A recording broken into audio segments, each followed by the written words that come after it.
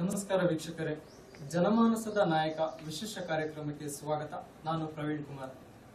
ಜನನಾಯಕ ಅಂತಂದ್ರೆ ಕೇವಲ ಅಧಿಕಾರಕ್ಕೆ ಅಂಟಿಕೊಂಡು ಕೂತ್ಕೊಂಡ್ರೆ ಸಾಗದು. ಜನರ ಜೊತೆ ಕೂತು ಅವರ ಕಷ್ಟ ಸುಖಗಳನ್ನು ಅರ್ಥಕೊಂಡು ಅವರ ಜೊತೆಗೆ ಬೆಳೆಯುವಂತವರೇ ನಿಜವಾದ ಜನನಾಯಕರು. ಸೊ ಅಂತಹ ಜನನಾಯಕರ ಪಟ್ಟಿಯಲ್ಲಿ ನಮ್ಮ ತುಮಕೂರಿನ ಜಿಲ್ಲಾ ಪಂಚಾಯತಿಯ ಮಾಜಿ ಅಧ್ಯಕ್ಷರಾದಂತಹ YH ಹುಚ್ಚಯ್ಯನವರು ಕೂಡ ಒಬ್ರು ಅಂತ ನಾನು ಹೇಳ್ಬೋದು. ಸೊ ಹಾಗಾಗಿ ಅವರನ್ನ ನಮ್ಮ ಈ ಕಾರ್ಯಕ್ರಮಕ್ಕೆ ಸ್ವಾಗತವನ್ನು ಬಯಸ್ತೇನೆ. ಸರ್, ತಮಗೆ ಕಾರ್ಯಕ್ರಮಕ್ಕೆ ಹೃತ್ಪೂರ್ವಕವಾದ ಸ್ವಾಗತವನ್ನು. ಸರ್, 4 ಬಾರಿ ಜಿಲ್ಲಾ ಪಂಚಾಯತಿ ಚುನಾವಣೆಗೆ ಸ್ಪರ್ಧೆ ಮಾಡಿದ್ರಿ, ಗೆದ್ದಿದ್ರಿ. ತುಂಬಾ ದೊಡ್ಡ ಅನುಭವ ನಿಮ್ಗೆ, ರಾಜಕೀಯ ಅನುಭವ. ಇದ್ರ ಬಗ್ಗೆ ಏನ್ ಹೇಳ್ತೀರಿ? ಪ್ರಜಾಪ್ರಭುತ್ವ ವ್ಯವಸ್ಥೆಯಲ್ಲಿ ರಾಜಕೀಯ ಸೇವೆ ಬಹಳ ಪವಿತ್ರವಾದದ್ದು. ಆ ರಾಜಕೀಯ ಸೇವೆ ಪವಿತ್ರವಾದದ್ದು ಅಂತ ಹೇಳೋದ್ರ ಜೊತೆಗೆ ರಾಜಕೀಯ ಸೇವೆಯಿಂದ ಒಬ್ಬ ವ್ಯಕ್ತಿಯ, ಒಂದು ಸಮಾಜದ, ಒಂದು ಕ್ಷೇತ್ರದ ಸಾಮಾಜಿಕ, ಆರ್ಥಿಕ, ಸಾಂಸ್ಕೃತಿಕ ಮತ್ತು ವೈಜ್ಞಾನಿಕ ಅಭಿವೃದ್ಧಿ ಆಗ್ತದೆ. ಮತ್ತು ಪ್ರಜಾಪ್ರಭುತ್ವ ವ್ಯವಸ್ಥೆಯಲ್ಲಿ ಆಡಳಿತವನ್ನು ಉತ್ತಮ ಸ್ಥಿತಿಯಲ್ಲಿ ನಡೆಸಿಕೊಂಡು ಹೋದರೆ ದೇಶ ಅತಿ ವೇಗವಾಗಿ ಅಭಿವೃದ್ಧಿ ಆಗ್ತದೆ. ಈ ಹಿನ್ನೆಲೆಯಲ್ಲಿ ನಾನು ರಾಜಕೀಯ ಕ್ಷೇತ್ರವನ್ನು ಆಯ್ಕೆ ಮಾಡಿಕೊಂಡು ಆ ಮೂಲಕ ಶ್ರೀಸಾಮಾನ್ಯನಿಂದ ಹಿಡಿದು ರೈತನಿಂದ ಹಿಡಿದು ಸಮಾಜದ ವಿವಿಧ ಸ್ತರಗಳ ಅಭಿವೃದ್ಧಿಗೋಸ್ಕರ ಕೆಲಸ ಮಾಡಬೇಕು ಅಂತ ನಾನು ರಾಜಕೀಯವನ್ನು ಆಯ್ಕೆ ಮಾಡಿದೆ. ಓಕೆ ಸರ್, ನಿಮ್ಗೆ ಬಿಜೆಪಿ ಪಕ್ಷ ಕೊಟ್ಟಿರುವಂತಹ ಒಂದು ಜವಾಬ್ದಾರಿ ಏನಿದೆ, ಅದರ ಬಗ್ಗೆ ಹೇಳಿ ಸರ್. ಒಂದು ರಾಜಕೀಯ ಅಂತ ಅಂದ್ರೆ ಪಕ್ಷಗಳ ಸಂಘಟನೆ ಸಾಮಾನ್ಯ. ಅನೇಕ ಪಕ್ಷಗಳು, ಆಡಳಿತ ಪಕ್ಷ ಮತ್ತು ಪ್ರತಿಸ್ಪರ್ಧಿ ವಿರೋಧ ಪಕ್ಷ ಇವೆಲ್ಲೂ ಕೂಡ ಇರುವಂತದ್ದು ಸಾಮಾನ್ಯ. ಅದರಲ್ಲಿ ನಮ್ಮ ಬಿಜೆಪಿ ಪಕ್ಷವು ಕೂಡ ಇವತ್ತು ಆಡಳಿತ ನಡೆಸ್ತಾ ಇದೆ. ಬಿಜೆಪಿಯ ಪಕ್ಷ ಆಡಳಿತಕ್ಕೆ ಬರಬೇಕಾದ್ರೆ ಪಕ್ಷದ ಸಂಘಟನೆ ನೆಲ ಹಂತದಿಂದಲೂ ಕೂಡ ಬಹಳ ಮುಖ್ಯ ಆಗ್ತದೆ. ಆ ಕಾರಣದಿಂದ ನನಗೆ ವಹಿಸಿರುವಂತಹ ಜಿಲ್ಲೆಯ ಭಾರತೀಯ ಜನತಾ ಪಾರ್ಟಿಯ ಉಪಾಧ್ಯಕ್ಷ ಸ್ಥಾನವನ್ನ ಉತ್ತಮವಾದ ರೀತಿಯಲ್ಲಿ ಮಾಡಬೇಕು ಅಂತ ನಾನು ಕೆಲಸ ಮಾಡ್ತಾ ಇದ್ದೀನಿ. ಓಕೆ ಸರ್, ನಿಮ್ಗೆ ರಾಜಕೀಯಕ್ಕೆ ಬರೋದಕ್ಕೆ ಯಾರು ಕಾರಣ ಸರ್? ಆದರ್ಶ ರಾಜಕಾರಣಿಗಳ ಅವರ ಜೀವನ ಚರಿತ್ರೆಯನ್ನು ನಾನು ಅಧ್ಯಯನ ಮಾಡಿದೆ. ಅದರಲ್ಲಿ ಲಾಲ್ ಬಹದ್ದೂರ್ ಶಾಸ್ತ್ರಿ ನನ್ನ ಮನಸ್ಸನ್ನ ಸೆಳೆದಂತ ಒಬ್ಬ ಆದರ್ಶ ರಾಜಕಾರಣಿ. ಅವರ ಬಾಲ್ಯದಿಂದ ಕೂಡ ಬಹಳ ಬಡತನದಲ್ಲಿ ಬಂದು ಅವರು ತದನಂತರ ಕೇಂದ್ರದ ಸಚಿವರಾಗಿ, ಮಂತ್ರಿಗಳಾಗಿ, ಪ್ರಧಾನಮಂತ್ರಿಗಳಾಗಿ, ಅವತ್ತು ಕೂಡ ಕುಟುಂಬದ ಯಾವುದೇ ಸೂತಕ ಇಲ್ಲದೆ ತನ್ನ ಅಧಿಕಾರವನ್ನ ಶ್ರೀಸಾಮಾನ್ಯನ ಈ ದೇಶಕ್ಕೆ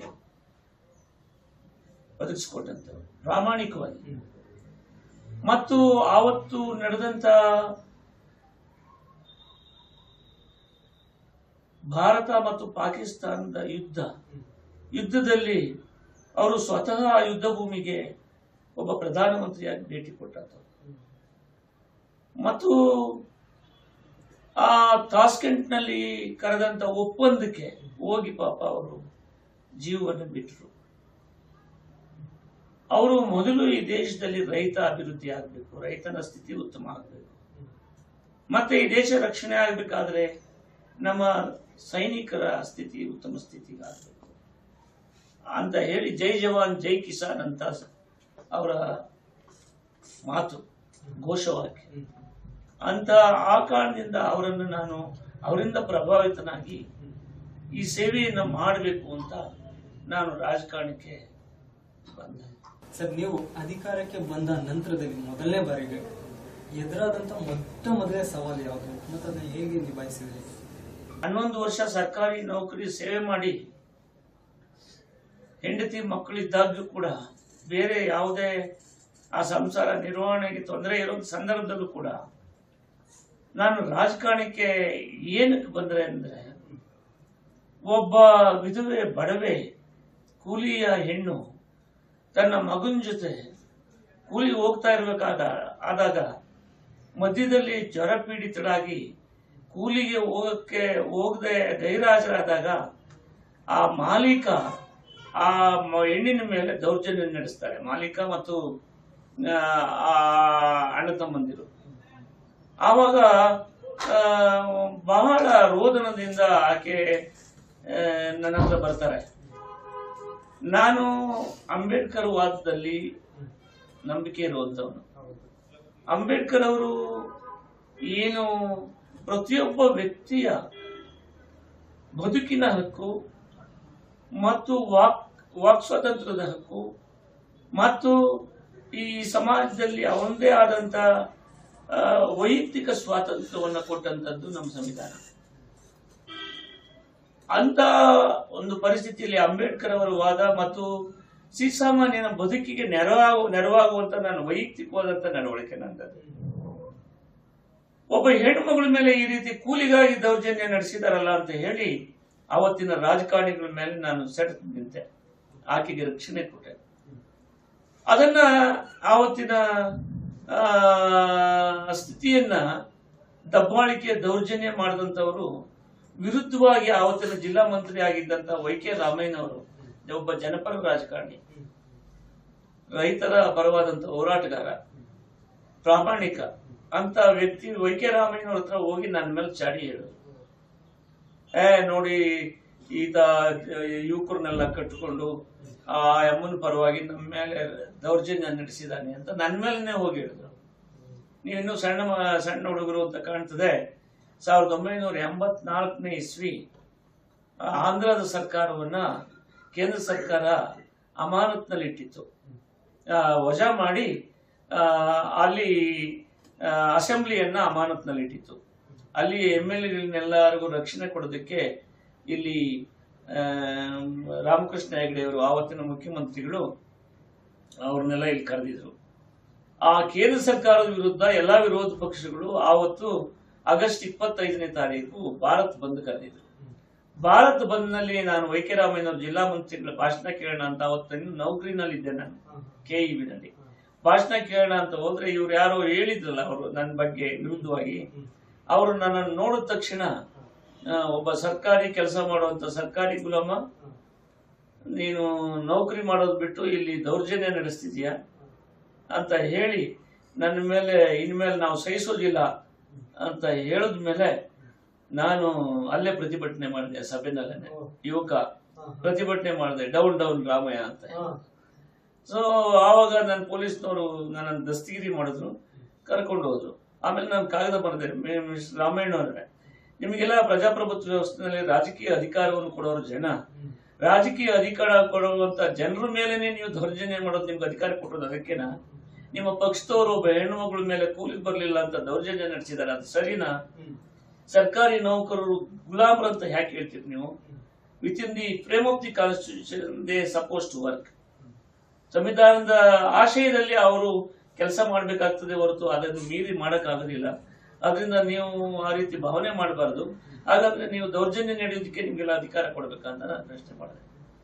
ಕಾಲ ಬಂದಾಗ ನನ್ನ ಮೇಲೆ ಸವಾಲು ಮಾಡ್ಲಿ, ನಮ್ಮ ಮೇಲೆ ರಾಜಕೀಯ ರಾಜೀನಾಮೆ ಕೊಟ್ಟು ಅಂತ ಅವ್ರು ಹೇಳಿದ್ರು. ಕಾಲ ಬಂದಾಗ ಸವಾಲು ಮಾಡ ಅಂತ ಕಾಲದ ಬರೆದೆ.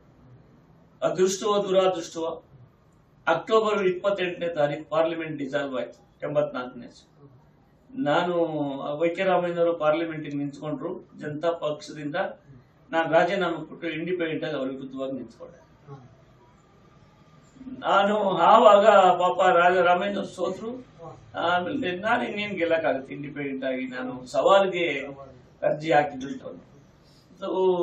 ಆಮೇಲೆ ಅದೆಲ್ಲ ಆದ್ಮೇಲೆ ನಾನು ಅವ್ರು ರಿಯಲೈಸ್ ಮಾಡ್ಕೊಂಡು ಪಶ್ಚಾತ್ತಾಪ ಪಟ್ಟು ಆ ಮನುಷ್ಯನ ನೋಯಿಸ್ತೆ ಅಂತ ಹೇಳಿ ವೈ.ಕೆ. ರಾಮಯ್ಯನವರು ನನ್ನನ್ನ ಬೇರೆಯವ್ರ ಮೂಲಕ ಕರೆಸಿ, ನೋಡಿ ನಾನು ತಪ್ಪು ತಿಳ್ಕೊಂಡಿದ್ದೆ ನಿಮ್ಮ ಮೇಲೆ, ದಯವಿಟ್ಟು ಕ್ಷಮಿಸಿ, ರಾಜಕೀಯ ಬಿಸಿಲುಗುದ್ರೆ ರಾಜಕಾರಣವನ್ನ ನೀವು ಪಾತಾಳಕ್ಕೂ ಹೋಗುತ್ತೆ, ಆಕಾಶಕ್ಕೂ ಹೋಗುತ್ತೆ. ಅದರಿಂದ ನೀವು ಇದೊಂಥರ ಬಿಸಿಲುಗುದ್ರೆ ಇದನ್ನ ನಂಬೇಡಿ, ಈಗಲೂ ನೌಕರಿಗೆ ಹೋಗಿ ನೀವು ರಾಜೀನಾಮೆ ವಾಪಸ್ ತಗೊಳ್ಳಿ.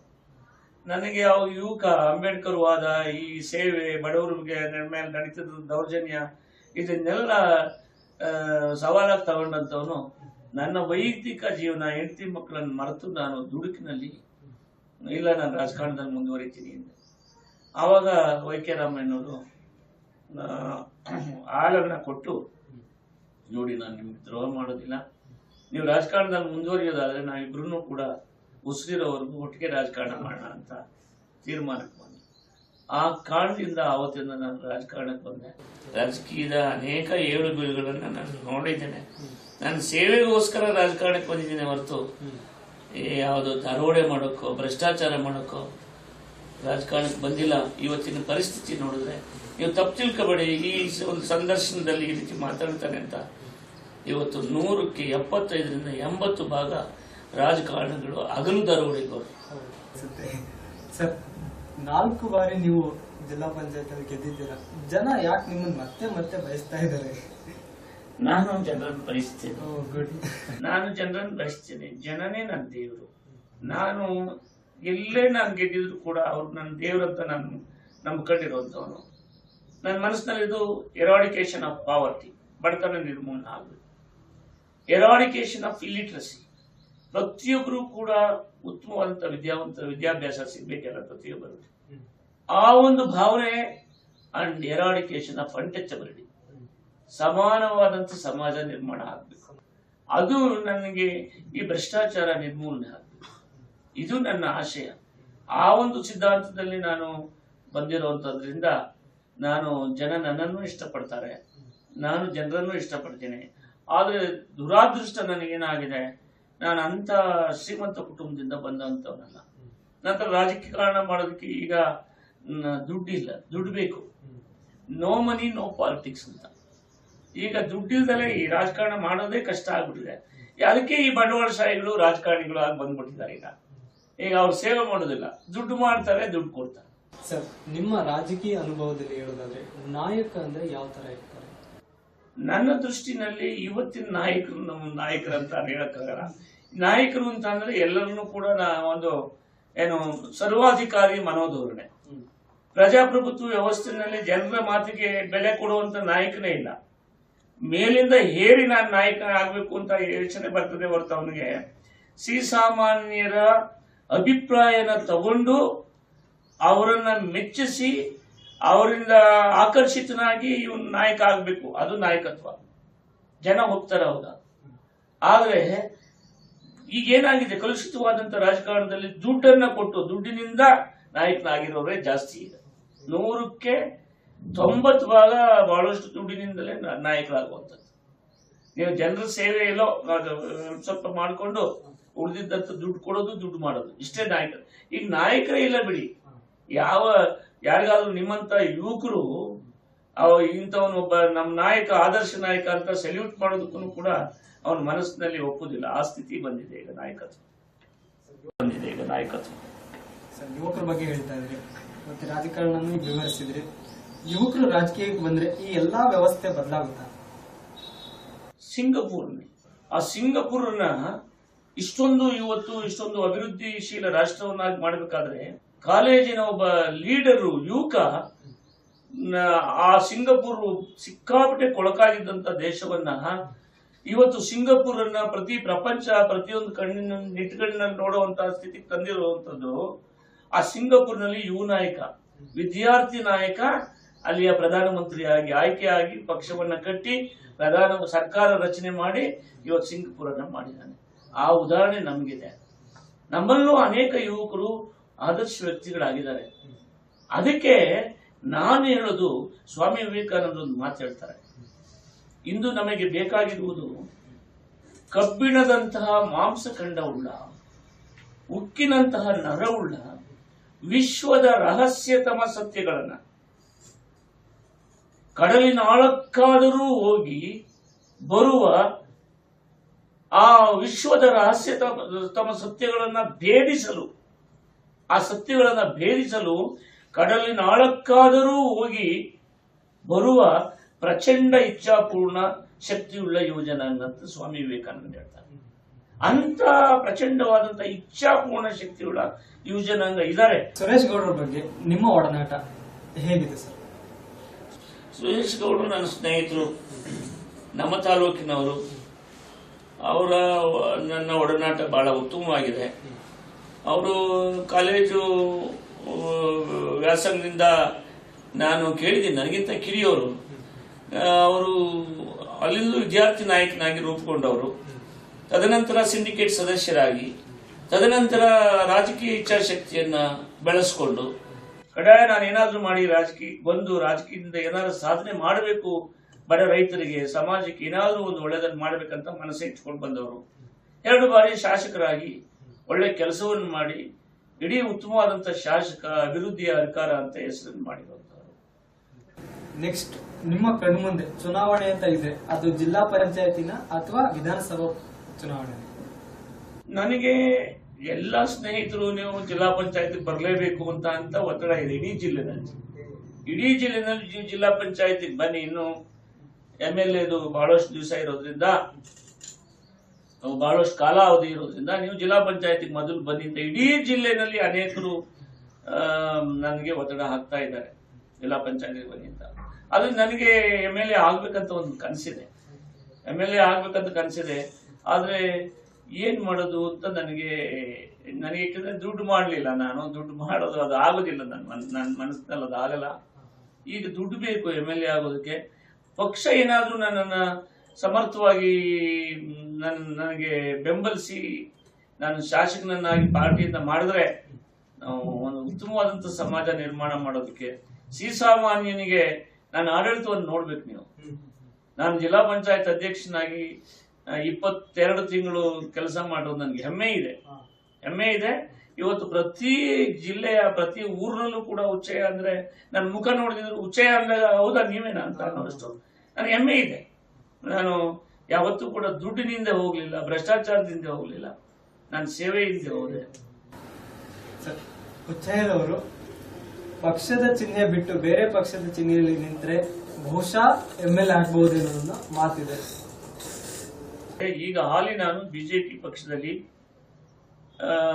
ಇರುವಂತದ್ದು ಒಂದು ಹೆಮ್ಮೆಯ ವಿಚಾರ. ಕಾರಣ ಇವತ್ತು ದೇಶದ ರಕ್ಷಣೆ ಮುಖ್ಯ ಆಗ್ತದೆ ಮತ್ತು ಭಾರತೀಯ ಸಂಸ್ಕೃತಿಯ ರಕ್ಷಣೆನೂ ಕೂಡ ಬಹಳ ಮುಖ್ಯ ಆಗ್ತದೆ. ಮತ್ತು ಇವತ್ತಿನ ಪರಿಸ್ಥಿತಿ ನಮಗೆ ನೆರೆ ರಾಷ್ಟ್ರಗಳ, ಒಂದು ಕಡೆ ಚೀನಾ, ಒಂದು ಕಡೆ ಪಾಕಿಸ್ತಾನ, ಒಂದು ಕಡೆ ಆಫ್ಘಾನಿಸ್ತಾನ, ಈ ತರದ ಒಂದು ಕಡೆ ಬಾಂಗ್ಲಾ, ಈ ರೀತಿಯಾಗಿ ಹೊರ ರಾಷ್ಟ್ರಗಳ ಪರಿಸ್ಥಿತಿಯನ್ನು ನೋಡಿದ್ರೆ ಇವತ್ತು ಭಾರತೀಯ ಜನತಾ ಪಾರ್ಟಿ ಈ ಭಾರತದ ಒಂದು ಸಾಮಾಜಿಕ ರಕ್ಷಣೆ, ಸಾಂಸ್ಕೃತಿಕ ರಕ್ಷಣೆ, ಒಂದು ಧರ್ಮಗಳ ಪರಧರ್ಮ ಸಹಿಷ್ಣುತೆ ಇವೆಲ್ಲವನ್ನು ನಡೆಸ್ಕೊಂಡು ಹೋಗ್ತಾ ಇರೋದು ನೋಡಿದ್ರೆ ಭಾರತೀಯ ಜನತಾ ಪಕ್ಷ ಅನಿವಾರ್ಯ ಅಂತ ಕಾಣುತ್ತೆ. ಇವತ್ತು ನಮ್ಮ ನರೇಂದ್ರ ಮೋದಿ ಅವರ ದೇಶದ ಆಡಳಿತದ ಚುಕ್ಕಾಣಿ ಯಾವ ರೀತಿ ನಡೆಸ್ಕೊಂಡು ಹೋಗ್ತಾರೆ ಅನ್ನೋದು ನೋಡಿದಾಗ ಭಾರತೀಯ ಜನತಾ ಪಾರ್ಟಿ ಬಹಳ ಮುಖ್ಯವಾಗಿದೆ. ಪಕ್ಷವನ್ನು ಹೊರತುಪಡಿಸಿ ಹೇಳೋದಾದ್ರೆ ಯಾವ ನಾಯಕರು ಹೆಚ್ಚು ಪ್ರಭಾವಿ ಅನ್ನಿಸ್ತಾರೆ? ನನಗೆ ಬರೀ ಪ್ರಭಾವಿ ಅಂತ ಅನ್ನೋ ವಿಚಾರಕ್ಕೆ ಬಂದಾಗ ನಾಯಕ ಇವತ್ತು ನಿಮ್ಗೆ ಹೇಳ್ತೀನಿ. ಒಬ್ಬರಿಗೆ 1975ರಲ್ಲಿ ಎಮರ್ಜೆನ್ಸಿ ಬಂತು, ಕಾಂಗ್ರೆಸ್ ಸೋಲ್ತು, ಜನತಾ ಪಕ್ಷ ಅಧಿಕಾರಕ್ಕೆ ಬಂತು. ಆ ಕ್ರಾಂತಿಯ ನೇತಾರ ಯಾರು ಗೊತ್ತಾ? ಜಯಪ್ರಕಾಶ್ ನಾರಾಯಣ್ ಅಂತ. JP ಚಳುವಳಿ ಆಯ್ತು. ಜಯಪ್ರಕಾಶ್ ನಾರಾಯಣರು ಈ ದೇಶದ ಒಂದು ಪರಿವರ್ತನೆಗೆ ಕಾರಣ ಆದರು. ಆದ್ರೆ ಪ್ರಧಾನಮಂತ್ರಿ ಆಗಿದ್ದು ಮೊರಾರ್ಜಿ ದೇಸಾಯಿ. ಅದರಿಂದ ನಾಯಕತ್ವ, ರಾಜಕೀಯ ಅಧಿಕಾರ ಅನ್ನೋದಕ್ಕಿಂತ ನನಗೆ ಮೊದಲು ಮನುಷ್ಯನಾಗಬೇಕು, ಆಮೇಲೆ ಪವಿತ್ರವಾದಂತ ಸೇವೆ ಮಾಡಬೇಕು. ನಮ್ಮ ದೇಶದಲ್ಲಿ ಇವತ್ತು ಇನ್ನೂ ಕೂಡ ನೀವು ಸಿಗ್ನಲ್ಗಳು ನೋಡ್ತೀರಿ, ಮಕ್ಕಳನ್ನ ಎತ್ಕೊಂಡು ಅಥವಾ ಇನ್ನೊಬ್ರು ಇದು ಮಾಡ್ಕೊಂಡು ಭಿಕ್ಷೆ ಬೇಡವ್ರನ್ನ. ಆದ್ರೂ ಕೂಡ ನಾವು ಬಹಳ ಸಮೃದ್ಧಿಯಿಂದ ಬದುಕ್ತಾ ಇದೀವಿ ಅಂತ ಭಾಷಣ ಮಾಡ್ತೀವಿ ರಾಜಕಾರಣಿಗಳು. ಯಾವ ಸಮೃದ್ಧಿ? ಭ್ರಷ್ಟಾಚಾರ. ಪಕ್ಕದಲ್ಲಿರೋನೇ ಒಬ್ಬ ಮಂತ್ರಿ ಅಂತ ಇರ್ತಾನೆ, ಅವನೇ ಭ್ರಷ್ಟಾಚಾರ ಮಾಡ್ತಾನೆ. ಅವನ್ ತಿರ್ಗಾ ನಾವು ಮಂತ್ರಿ ಅಂತ ಹಾರ ಇಟ್ಕೊಂಡು ನಿಂತಿರ್ತೀವಿ, ಒಬ್ಬ ಭ್ರಷ್ಟಾಚಾರಿ. ಅತ್ಯಾಚಾರಿ ಇಂಥವರೆಲ್ಲ ದೇಶ ಆಳಿದ್ರೆ ಯುವಕರಿಗೆ ನಾಳೆ ಯುವ ಸಮಾಜಕ್ಕೆ ಏನನ್ನ ನೀವು ಹೇಳ್ತೀರಿ? ಅದರಿಂದ ನಾಯಕ ಅಂತ ಅನ್ನೋನು ಎಲ್ಲರೂ ನನ್ನವರು ಅಂತ ಹೇಳುವಂತವನು ನಾಯಕ. ಎಲ್ಲರೂ ನನ್ನವರು, ನಾನು ಹುಲ್ಲಾಗು ಬೆಟ್ಟದಡಿ, ಮನೆಗೆ ಮಲ್ಲಿಗೆಯಾಗು, ಕಲ್ಲಾಗು ಕಷ್ಟಗಳ ಮಳೆ ವಿಧಿಸುರಿಯೇ, ಬೆಲ್ಲ ಸಕ್ಕರೆಯಾಗು ದೀನ ದುರ್ಬಲರಿಂಗೆ, ಎಲ್ಲರೊಳಗು ಅಂತಾಗು. ಎಲ್ಲರೊಳಗೆ ಅವನು ಪಾರ್ಟಿ ವಿಚಾರಕ್ಕೆ ಬಂದ್ಬಿಟ್ಟು ಇನ್ನೊಂದು ಪಾರ್ಟಿಯವ್ರಿಗೆ ಬೆಂಕಿ ಹಚ್ಬಿಟ್ಟು ಅವನೊಬ್ಬ ನಾಯಕನ. ಗೆದ್ದ ಮೇಲೆ ಎಲ್ಲರನ್ನ ಪ್ರೀತಿಯಿಂದ, ಸಹಬಾಳ್ವೆಯಿಂದ, ಅಭಿವೃದ್ಧಿಯಿಂದ ಕಾಣುವಂತವನು ನಾಯಕ. ಬರೀ ಪಕ್ಷದ ನಾಯಕ ಅಲ್ಲ. ಈಗ ಗೆದ್ದ ಮೇಲೆ ಆ ಊರಿನಲ್ಲಿರುವಂತ ಪಕ್ಷದಲ್ಲಿರೋ ಜಾಗನ ಮಾತ್ರ ರಸ್ತೆ ಮಾಡೋದು, ಚರಂಡಿ ಮಾಡೋದು, ಇನ್ನೊಂದು ಕಡೆ ನಮ್ಗೆ ಓಟ್ ಹಾಕ್ಲಿಲ್ಲ ಅಂದ್ಬಿಟ್ಟು ಹಂಗೆ ಕೊಳಚೆ ಇಟ್ಕೊಳ್ಳೋದು, ಅವನ ನಾಯಕನ? ನಾಯಕ ಸರ್ವಾಂಗೀಣ ಅಭಿವೃದ್ಧಿಯ ಗಮನ, ಸರ್ವ ಜನರ ಹಿತವನ್ನ, ಸರ್ವ ಜನರ ಸ್ನೇಹವನ್ನ, ಸಹಬಾಳ್ವೆಯನ್ನ ಬಯಸುವಂತವನೇ ನಾಯಕ. ಇವತ್ತಿನ ಮಾಧ್ಯಮ ಪ್ರಜಾಪ್ರಭುತ್ವದ ಆಶಯಗಳಿಗೆ ಬದ್ಧವಾಗಿದೆಯಾ? ಕಡ್ಡಾಯ. ಪ್ರಜಾಪ್ರಭುತ್ವ ಆಶಯಗಳಿಗೆ ಬದ್ಧವಾಗಿರ್ಬೇಕು ಅಂತ ನಮ್ಮ ನಿರೀಕ್ಷೆ. ಮಾಧ್ಯಮದಲ್ಲೂ ಯಾರೋ ಒಬ್ಬಿಬ್ರು ಒಂದು ವೈಚಾರಿಕ ಪ್ರಜ್ಞೆಯನ್ನ ಮರೆತು, ಒಂದು ವಾಸ್ತವ ಪರಿಸ್ಥಿತಿಯನ್ನ ಮರೆತು, ಏನಾದ್ರೂ ತಪ್ಪು ಮಾಡಿದ್ರೆ ತಪ್ಪಾಗುತ್ತೆ ಹೊರತು, ಆದ್ರೆ ಮಾಧ್ಯಮ ಎಲ್ಲ ತಪ್ಪು ಅಂತ ಹೇಳ. ಮಾಧ್ಯಮ ಬಹಳ ಅಗತ್ಯ ಇದೆ ಇವತ್ತು. ಮಾಧ್ಯಮ ಸಂವಹನ ಬಹಳ ಚೆನ್ನಾಗಿ ಆಗ್ತಾ ಇದೆ. ವಿದ್ಯಾರ್ಥಿಗಳು ಅಂದಾಗ ಅವರು ಕಲಿಕೆನಲ್ಲಿರೋದ್ರಿಂದ ಅವ್ರ ಕೆಟ್ಟದನ್ನ ಯಾವತ್ತೂ ಯೋಚನೆ ಬರೋದಿಲ್ಲ. ಅವರಿಗೆ ಒಳ್ಳೆ ಯೋಚನೆ ಮಾಧ್ಯಮ ವಿದ್ಯಾರ್ಥಿಗಳು ಬರುವಂತದ್ದು. ಅವರು ಮಾಧ್ಯಮವನ್ನ ತಮ್ಮ ಕ್ರಿಯೆಯನ್ನಾಗಿ, ಕರ್ಮವನ್ನಾಗಿ ಯಾವ ಪ್ರಾರಂಭ ಮಾಡ್ತಾರೆ, ಆವಾಗ ಪರಿಸ್ಥಿತಿಗೆ ಅನುಗುಣವಾಗಿ ಅವರು ಬದಲಾವಣೆ ಆಗ್ತಾರೆ. ಅದು ಆಗ್ಬಾರ್ದು. ವಾಸ್ತವ ಸಂಗತಿಯನ್ನ ಇದು ಮಾಡಬೇಕು, ಪ್ರಚಾರ ಮಾಡಬೇಕು. ಮತ್ತು ಯಾವುದೇ ಆಸೆ ಆಮಿಷಗಳು ಬಹಳಷ್ಟು ಅವಕಾಶಗಳಿರ್ತಾವಲ್ಲಿ. ಕೆಲವು ತಮ್ಮ ಹಿತಕ್ಕೋಸ್ಕರ ಅವರನ್ನು ದುರುಪಯೋಗ ಪಡಿಸ್ಕೊಳ್ಳುವಂತ ರಾಜಕಾರಣಿಗಳು ಜಾಸ್ತಿ ಇರ್ತಾರೆ. ಅವರ ದುರುಪಯೋಗ ಪಡಿಸ್ಕೊಳ್ಳುವಂತ ಅವಕಾಶವನ್ನು ನೀವು ಕೊಡಬಾರ್ದು. ಮತ್ತು ಉದ್ರೇಕಿಸುವಂತ ವಿಚಾರಗಳನ್ನ ನೀವು ಬ್ರೇಕಿಂಗ್ ನ್ಯೂಸ್ ನಲ್ಲಿ ಕೊಡಬಾರ್ದು. ಜನರನ್ನ ಸರಿ ಮಾಡುವಂತ ವಿಚಾರವಂತಿಕೆಯನ್ನ, ಜನರನ್ನ ಎಚ್ಚರಿಸುವಂತ ವಿಚಾರಗಳನ್ನ ನೀವು ಕೊಟ್ಟು ಸಮಾಜದ ಸದೃಢತೆಗೆ, ಸಮೃದ್ಧತೆಗೆ, ಸ್ವಚ್ಛ ಸಮಾಜ ನಿರ್ಮಾಣಕ್ಕೆ ಅವಕಾಶ ಮಾಡಬೇಕು ನೀವು ಅಂತ ನಾನು ಕೇಳ್ಬೋದು. ಈ ಒಂದು ಸಂದರ್ಶನ ಯಾವ ತರ ಇತ್ತು ಸರ್? ನಾನು ಈಗಾಗಲೇ ಹೇಳಿದಂಗೆ ವಿದ್ಯಾರ್ಥಿಗಳು ನನ್ನ ಜೊತೆ ಸಂದರ್ಶನ ಮಾಡ್ತಾ ಇರೋದ್ರಿಂದ ಇದು 100% ಪರಿಶುದ್ಧವಾಗಿರ್ತದೆ. ಈಗ ನೀವು ಪ್ರಾಕ್ಟಿಕಲ್ ಆಗಿ ನಮ್ಮ ಮಾಧ್ಯಮದವ್ರ ಜೊತೆ ಮಾತನಾಡಬೇಕಾದ್ರೆ ಅಲ್ಲಿ ಯಾರೋ ಪಕ್ಷದ ಪರವಾಗಿರೋ ಆಸೆ ಇಟ್ಕೊಂಡು ಕೇಳ್ತಾರೆ, ಇನ್ನೊಬ್ರು ವ್ಯಕ್ತಿ ಪರವಾಗಿ ಆಸೆ ಇಟ್ಕೊಂಡು ಕೇಳ್ತಾರೆ, ಫೇವರ್ ಆಗಿ ಕೇಳ್ತಾರೆ, ಇನ್ಫೇವರ್ ಮಾತಾಡ್ತಿರ್ತಾರೆ. ಅದು ನಮ್ಗೆ ಏನ್ ಗೊತ್ತಿರ್ತದೋ ಅದನ್ನ ನಾವ್ ಹೇಳ್ತೀವಿ. ಇಲ್ಲಿ ಹೇಳುವಾಗ ವಿದ್ಯಾರ್ಥಿಗಳ ಮಧ್ಯೆ ಇದ್ದಾಗ ನಾನು ಒಬ್ಬ ವಿದ್ಯಾರ್ಥಿಯಾಗಿ ಪತ್ರಿಕೋದ್ಯಮ, ಸಂವಹನ ಮತ್ತು ಸಂಶೋಧನೆ ಇವೆಲ್ಲೂ ಕೂಡ ನೀವು ಆ ತರನೇ ಹೋಗ್ಬೇಕೆ ಹೊರತು ಒಂದು ಬಹಳ ವಿಶೇಷವಾದಂತ ಕ್ಷೇತ್ರ. ಇದಕ್ಕೆ ಉತ್ತಮವಾದಂತ ಕ್ಷೇತ್ರ ಬೆಳವಣಿಗೆಗೆ ನೀವು ಸಾಧನೆ ಆಗಲಿ ಅಂತ ನನ್ನ ಕೂಡ ಮಾತಾಡಿದ್ದು, ಸಂದರ್ಶನ ಮಾಡಿದ್ದು ನನಗೆ ತುಂಬಾ ಸಂತೋಷ ಆಯ್ತು ಸರ್. ನಿಮ್ಮ ಅಮೂಲ್ಯವಾದ ಸಮಯನ ನಮಗೋಸ್ಕರ ಮೀಸಲಿಟ್ಟು ಬಂದಿದ್ರಿ. ನಿಮಗೆ ಪೂರ್ವಕ ಧನ್ಯವಾದಗಳನ್ನು ತಿಳಿಸ್ತೀನಿ. ನಮ್ಮ ಪತ್ರಿಕೋದ್ಯಮ ಸಂವಹನ ಎಲ್ಲಾ ವಿದ್ಯಾರ್ಥಿಗಳಿಗೆ ಇದನ್ನು ವ್ಯವಸ್ಥೆ ಮಾಡಿ ನನ್ನ ಮೇಲೆ ಪ್ರೀತಿ ಇಟ್ಟು ಕರೆದು ಈ ಕಾರ್ಯಕ್ರಮದಲ್ಲಿ ಭಾಗಿಯಾಗೋದಕ್ಕೆ ಅವಕಾಶ ಮಾಡಿಕೊಟ್ಟಂತ ನಿಮ್ಮೆಲ್ಲರೂ ಕೂಡ ಹೃದಯ ತುಂಬಿದ ಧನ್ಯವಾದ. ಇದು ಇವತ್ತಿನ ಸಂಚಿಕೆ. ಮುಂದೊಂದು ಸಂಚಿಕೆಯಲ್ಲಿ ಮತ್ತೊಬ್ಬ ಜನಮಾನಸದ ನಾಯಕನ ಜೊತೆಗೆ ನಿಮ್ಮ ಮುಂದೆ ಭೇಟಿಯಾಗ್ತೀನಿ. ಅಲ್ಲಿವರೆಗೂ ನೋಡ್ತಾ ಇರಿ ತಾಲೂಕ್ ನ್ಯೂಸ್. ಧನ್ಯವಾದಗಳು.